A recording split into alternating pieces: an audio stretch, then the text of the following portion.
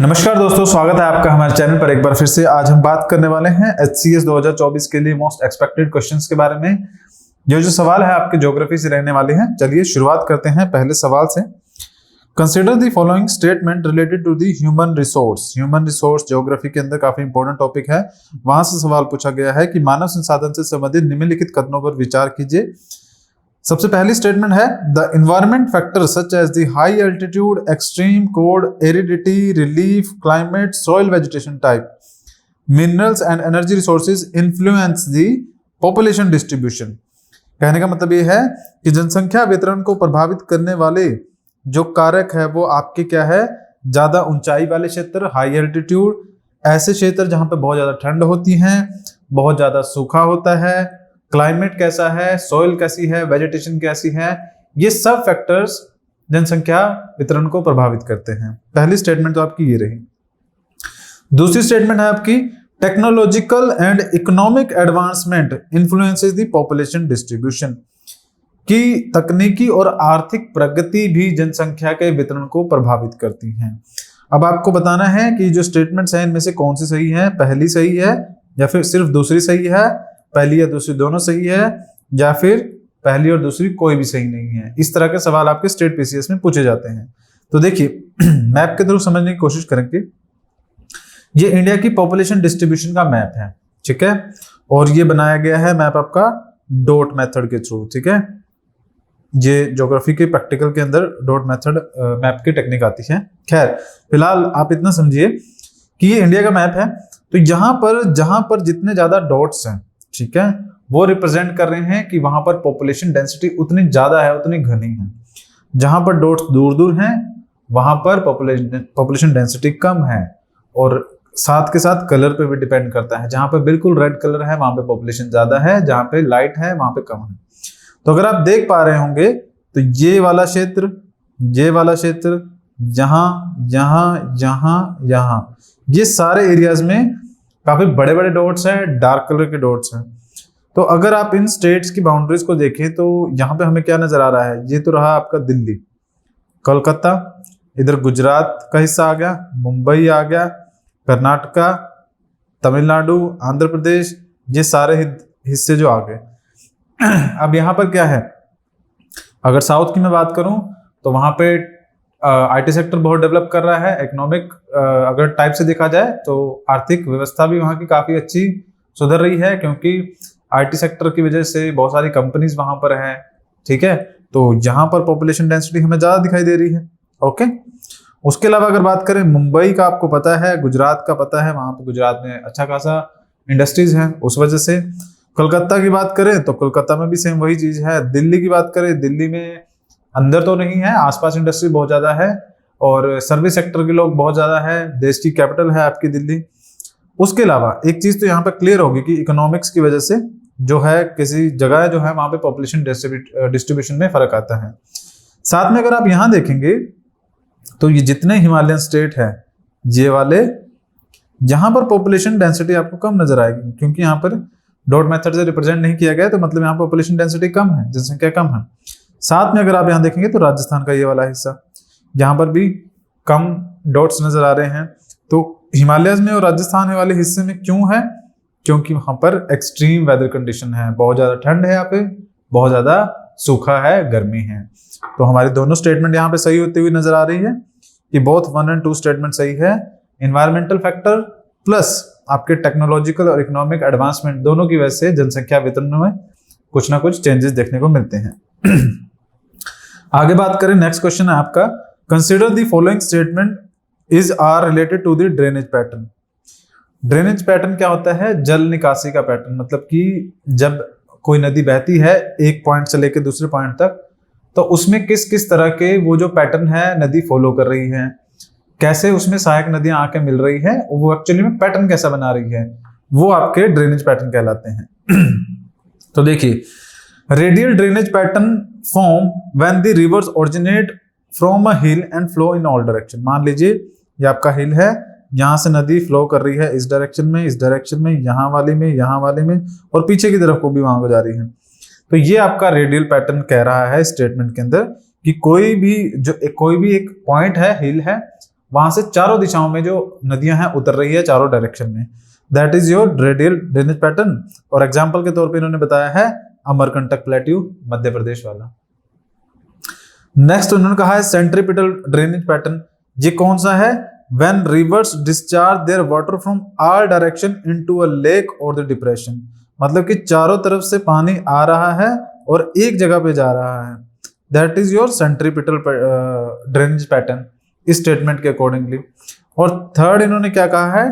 टेरिल्स drainage pattern is formed when the primary tributaries of the main river flow parallel to each other and secondary tributary join them at the right angle.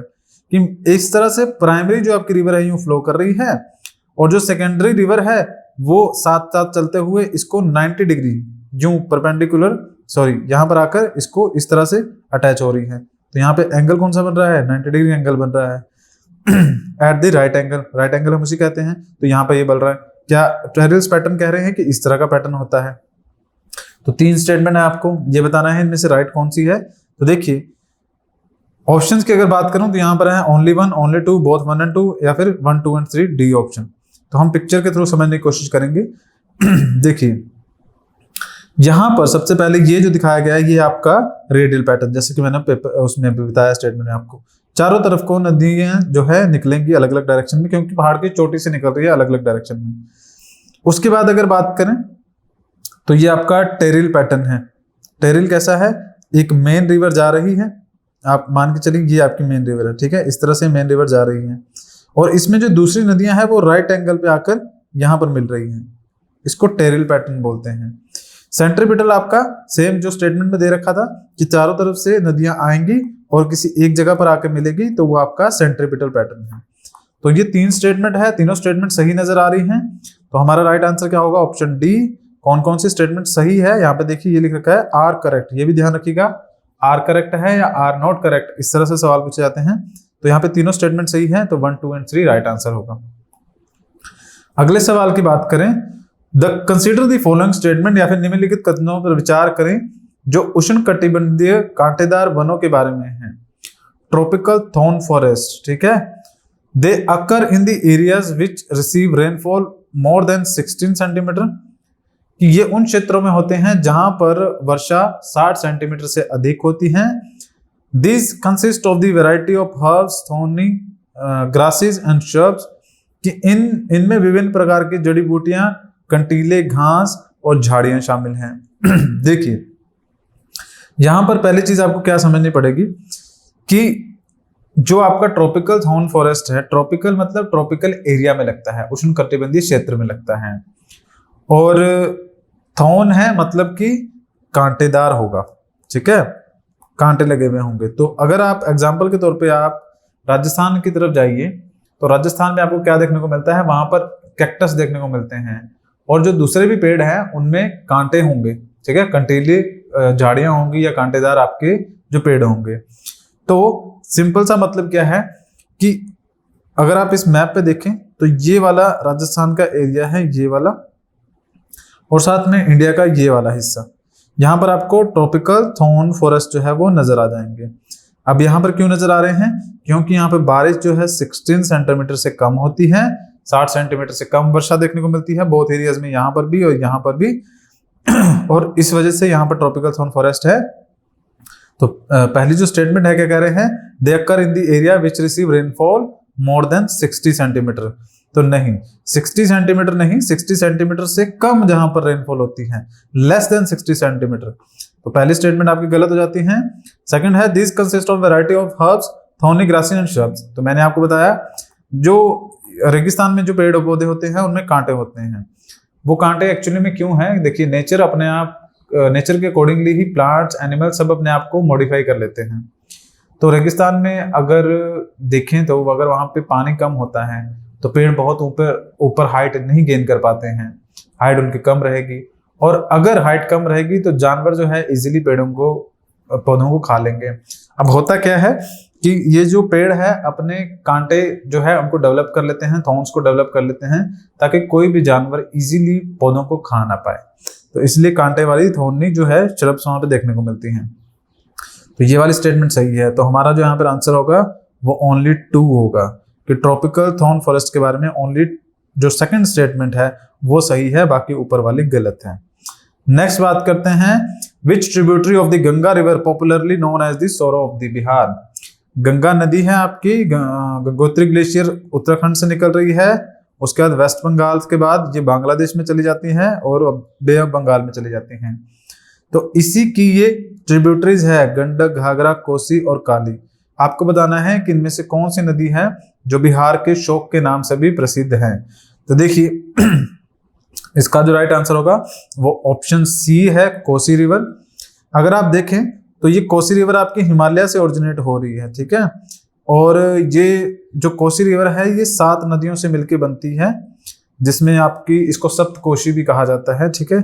Sikkim वाला हिस्सा आपको दिख जाएगा वहां से, और ये इस तरह से आती है और ये आपकी जो गंगा रिवर है उसमें मिलती है, ठीक है। तो ये जो रिवर है एक्चुअली इसमें खास बात क्या है कि जब आपकी मॉनसून आती है ना, आप इसमें आप देखिए कि जब आपकी मॉनसून विंड्स आती हैं, जब ये मॉनसून वाली वर्षा आती है तो मॉनसून वाली वर्षा यहाँ से एंटर करती है इस तरह से, ठीक है, इस डायरेक्शन में आती है, यहाँ से भी आती हैं अलग अलग डायरेक्शन से, तो यहाँ से आती हैं। अब ये कोसी रिवर क्या है, बिल्कुल हिमालय यहाँ पर है, नेपाल के अंदर हिमालय है, सिक्किम में हिमालय है, तो यहाँ से ओरिजिनेट होती हैं। अब ये जो पहाड़ है ना एक बैरियर की तरह इन हवाओं को आगे जाने से रोकते हैं, तो ये हवाएं जो होती है अपना सारा पानी इसी जगह पे एज ए बारिश गिरा देती हैं। तो मॉनसून टाइम में इस नदी के अंदर, कोसी नदी के अंदर बहुत ज्यादा पानी बढ़ जाता है, और बिहार से होकर क्योंकि ये गुजर रही है तो बिहार में जितनी भी सेटलमेंट्स है, जो भी गांव घर वगैरह है इस नदी के चारों तरफ, वो इसके साथ ही बह जाते हैं। लोगों की फसलें खराब हो जाती है, घर बार बह जाते हैं, इसलिए इसे सोरो ऑफ बिहार कहा जाता है। बंगाल का दुख आप कह लीजिए या फिर बंगाल का शोक कहा जाता है। तो ऑप्शन सी जो है हमारा राइट आंसर है। नेक्स्ट बात करें, the correct sequence of the west flowing rivers in the peninsular India from north to south, कि हमें क्या बताना है कि पहली बात तो यहाँ पे ध्यान रखिएगा, वेस्ट फ्लोइंग रिवर्स हैं, वेस्ट की डायरेक्शन में गिर रही हैं और पेनिनसुलर इंडिया के अंदर है, और हमें नॉर्थ टू साउथ जो इनका पैटर्न है बताना है कि नॉर्थ से लेके साउथ तक कौन सी है। तो देखिए हम शुरुआत से करेंगे, मैप के थ्रू समझेंगे। देखिए यहाँ पर ऑप्शन है हमारा साबरमती, माही, काली नदी, पेरियार और भरतपुजा। तो यहाँ पर आप देखेंगे इस मैप में आपको नजर आ रहा है साबरमती नदी, उसके बाद ये रही आपकी माही नदी। तो नॉर्थ टू साउथ बोला था, तो पहली आपकी साबरमती है, दूसरी माही नदी है, तीसरे की अगर बात करें तो तीसरी कौन सी रिवर होगी, साबरमती, उसके बाद आपकी काली नदी, ठीक है। काली नदी का जो रास्ता है वो आपको यहाँ पे नजर आ जाएगा, काली नदी आपको यहाँ पर नजर आ जाएगा। ये आपका जो काली नदी का जो फ्लो का रास्ता है वो आपका नॉर्थ ऑफ द कर्नाटका में देखने को मिलेगा। कर्नाटका इंडिया के वेस्टर्न साइड में पड़ रहा है ना, गोवा से नीचे और केरला से ऊपर, तो कर्नाटका के भी नॉर्दर्न साइड में ये काली नदी का जो पूरा ड्रेनेज एरिया है, बेसिन एरिया आपको नजर आ जाएगा। यहाँ से जो नदी है ये आपकी बहती है, ठीक है। तो क्या होगा हमारा साबरमती, माही, काली नदी। अब देखेंगे हम कहाँ पर है ये इस पैटर्न के अंदर, तो साबरमती, माही, काली नदी, एक ऑप्शन ये आ जाएगा हमारा।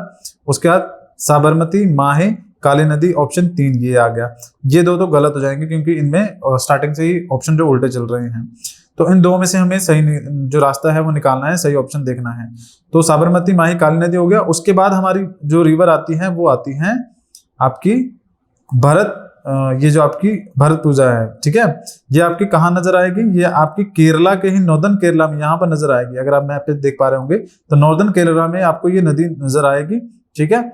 और इसके बाद जो नजर आती है वो आपकी लास्ट रिवर है पेरियार।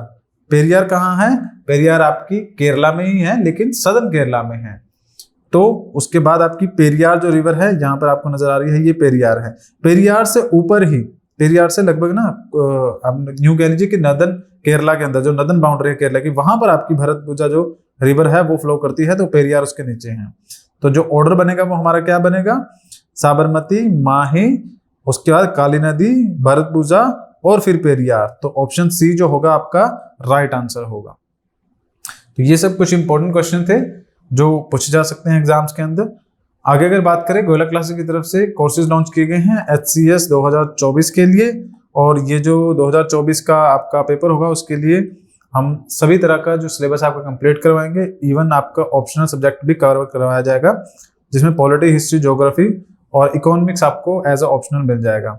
इन कोर्सेज को बाय करने के लिए आपको क्या करना होगा, अगर आप सिर्फ ऑप्शनल बाय करना चाहते हैं तो 24,999 का ऑप्शन होगा, और अगर आप जीएस के साथ ऑप्शनल बाय करना चाहें तो 39,999 का जो कोर्स है आपको मिल जाएगा। अगर आप अभी ज्वाइन करते हैं तो आपको ऑफ भी इसमें देखने को मिलेगा। आप हमारे टेलीग्राम चैनल को ज्वाइन कर सकते हैं, जिसका लिंक आपको डिस्क्रिप्शन में मिलेगा। आई होप आपको ये क्वेश्चन पसंद आ रहे होंगे। अगर क्वेश्चन सही लग रहे हैं, पसंद आ रहे हैं, तो चैनल को सब्सक्राइब कीजिएगा, बेल आइकन प्रेस कीजिएगा, ताकि और भी जो नोटिफिकेशन है आपको मिलती रहे। धन्यवाद।